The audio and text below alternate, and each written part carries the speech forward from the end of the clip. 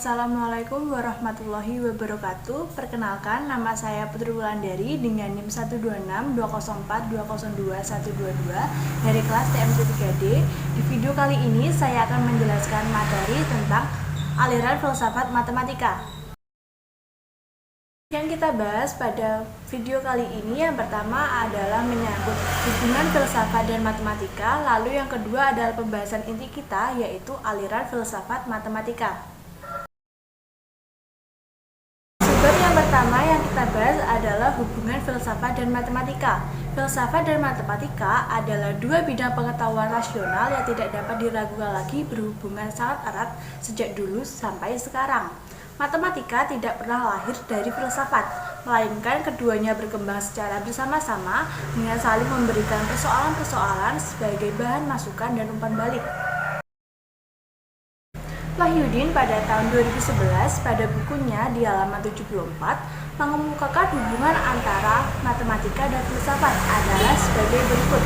Yang pertama, matematika dan filsafat merupakan upaya-upaya intelektual paling awal untuk memahami dunia di sekitar kita, dan keduanya lahir di Yunani kuno serta mengalami transformasi penting di sana. Yang kedua, matematika adalah studi kasus penting bagi filsuf. Agenda filsafat kontemporer memiliki formulasi-formulasi yang sangat jelas, berfokus pada matematika yang meliputi epistemologi dan ontologi. Lalu, apa yang kita sebut sebagai filsafat matematika?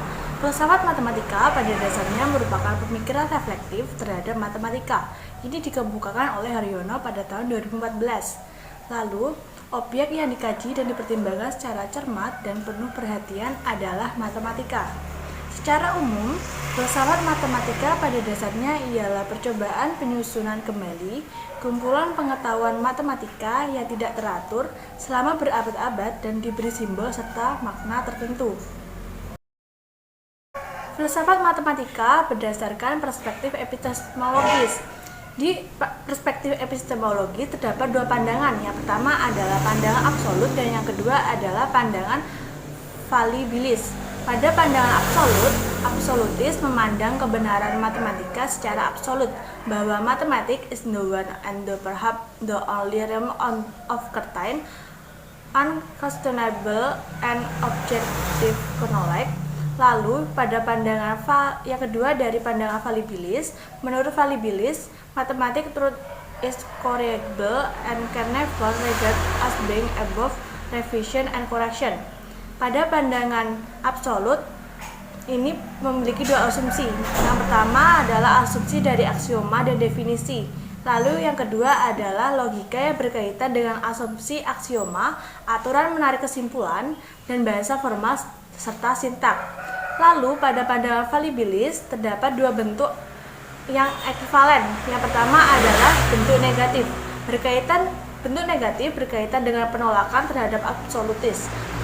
Pengetahuan matematik bukan kebenaran yang mutlak dan tidak memiliki validitas yang absolut. Lalu yang kedua adalah bentuk positif.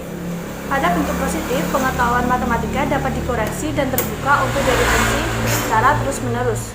Lalu, menurut Wolters dalam buku Ernest tentang pengetahuan di filsafat matematika ada dua, yaitu pengetahuan a priori dan yang kedua adalah pengetahuan a posteriori. Pada pengetahuan a priori, memuat proposisi yang didasarkan tanpa dibantu dengan observasi terhadap dunia. Penalaran di sini memuat penggunaan logika deduktif dan makna dari istilah-istilah serta tipikal dapat ditemukan dalam definisi. Lalu pengetahuan posteriori memuat proporsi yang didasarkan atas pengalaman, yaitu berdasarkan observasi dunia. Yang kedua yang kita bahas adalah aliran besar filsafat matematika. Di filsafat matematika terdapat 4 aliran besar, yaitu logisisme, formalisme, intuitionisme, dan platonisme. Aliran besar yang pertama adalah logisisme. Logisisme memandang bahwa matematika sebagai bagian dari logika. Oleh karena itu, pengkajiannya juga harus menggunakan logika, sehingga matematika lebih logis untuk dipahami.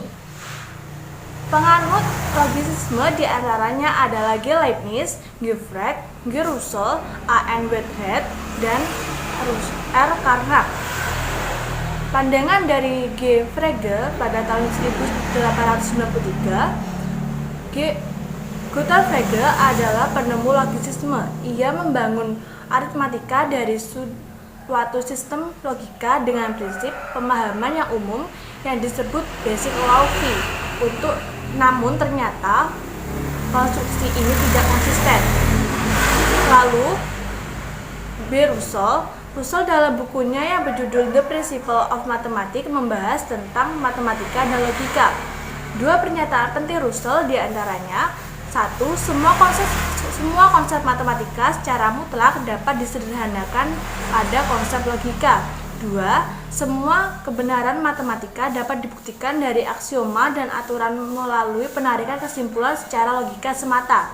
Lalu pandangan dari R. Carnap, logisisme adalah disertasi bahwa matematika diturunkan menjadi logika, oleh sebab itu tidak ada sama sekali bagian dari logika.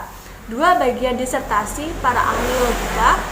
1. Konsep-konsep matematika dapat diturunkan dari konsep-konsep logika melalui definisi-definisi yang gamblang atau jelas.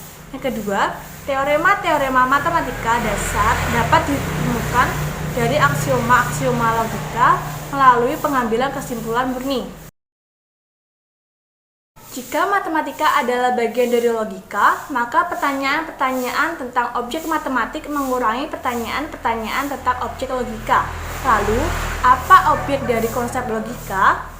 Logisisme dapat diartikan sebagai pergeseran pertanyaan tentang filsafat matematika beralih ke pertanyaan tentang logika tanpa jawaban secara lengkap.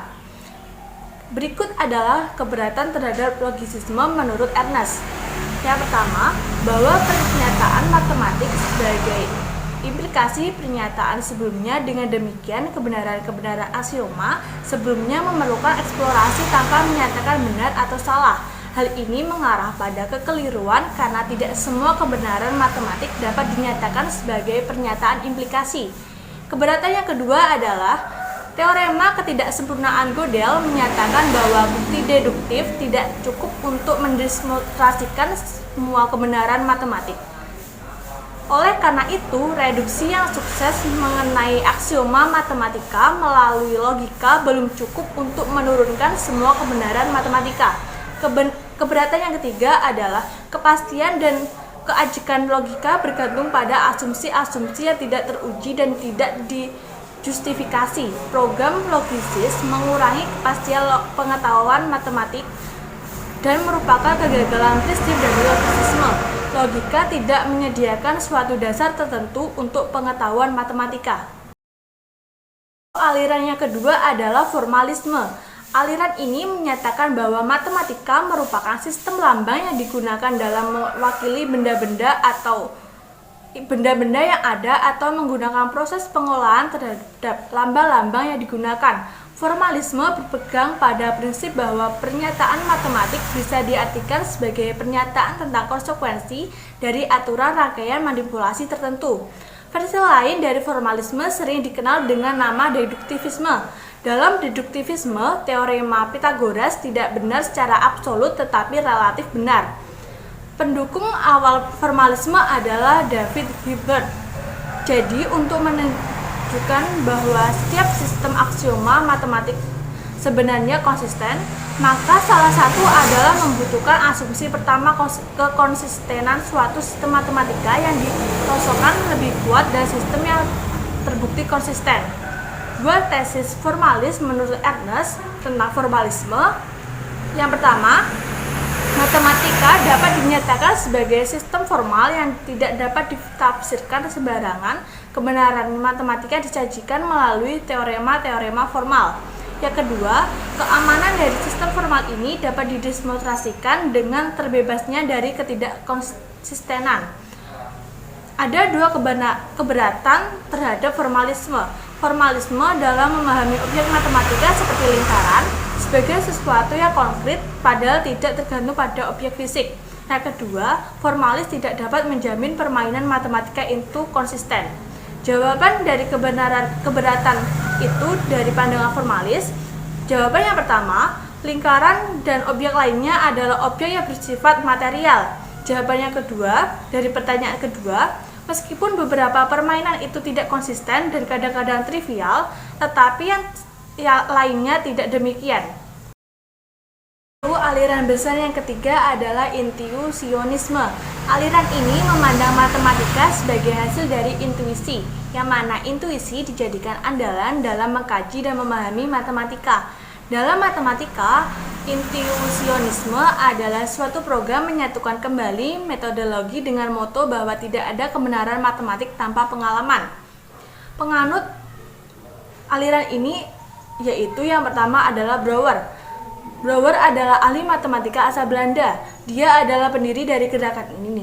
Beranggapan bahwa objek-objek matematik muncul dari bentuk-bentuk a priori, kenda yang menerangkan persepsi dari objek-objek yang bersifat empirik.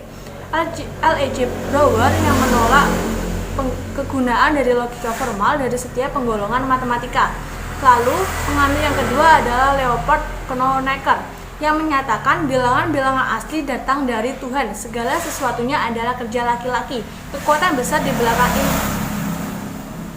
Lalu dalam intuisionisme, batasan perkonstruksi eksplisit tidak dengan tepat didefinisikan dan banyak menuai kritik. Dari sini lahirlah studi tentang bilangan-bilangan yang terhitung yang pertama kali diperkenalkan oleh Alan Turing. Maka tidaklah mengherankan bahwa pendekatan terhadap matematik ini kadang dikaitkan dengan teori ilmu pengetahuan komputer atau computer science. Yang keempat adalah Platonisme. Pandangan Plato terhadap matematika bahwa objek matematika bersifat abstrak dan tidak memiliki hubungan realitas atau asal-usul sehingga bersifat abadi dan tidak berubah. Masalah dari aliran ini antara lain tidak dapat menjawab pertanyaan tepatnya di mana dan bagaimana objek matematika itu ada dan bagaimana cara kita mengetahui keberadaannya. Sekian penjelasan dari saya. Terima kasih. Jika ada kesalahan dalam penyampaian materi, saya mohon maaf. Wassalamualaikum warahmatullahi wabarakatuh.